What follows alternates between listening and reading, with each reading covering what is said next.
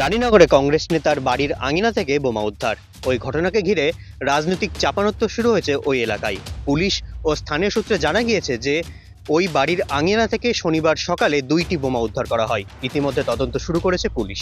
জাহাঙ্গীর ফকিরের পরিবার সূত্রে জানা গিয়েছে এদিন সকাল 6:30 নাগাদ তার স্ত্রী বাড়ি থেকে বেরোতেই বাড়ির সামনে 2টি বোমা পড়ে থাকতে দেখেন। সঙ্গে সঙ্গে বিষয়টি জানানো হয় রানীনগর থানায়। খবর পেয়ে ঘটনাস্থলে পৌঁছায় রানীনগর থানার পুলিশ। বোমা ঘিরে রেখে খবর দেওয়া হয় বোম স্কোয়াডের কর্মীদের। জাহাঙ্গীরের ছেলে মেহবুব ফকিরের কি অভিযোগ করছেন চলুন শুনে নেওয়া যাক। রানীনগর থেকে জুলফিকার নাইন, বিএনএন। হঠাৎ রাত্রেবেলা এরকমভাবে আওয়াজ পেয়েছিল, কিন্তু অতটা গুরুত্ব দেয়নি। সকালবেলায় দেখছে 6:30টার সময় এরকম লোহার কি। আমার মা দেখে আমাকে বললো, আমি ও তোমার মাও তো জানে না যে এগুলো কি। আমি দেখেছি অনেক সময় নিউজ টিউজে, আমি চিনি। এখন পলিটিক্যাল, আমার বাবা পলিটিশিয়ান তো হতে পারে, পলিটিক্যাল দুশ্মনী থেকে হতে পারে, কেউ করতে পারে।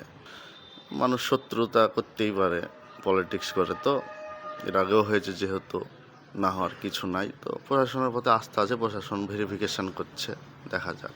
2-2:30 মতো বাজবে, আওয়াজ পাওয়া গেছিলো, বাট ও কেউ আসেনি।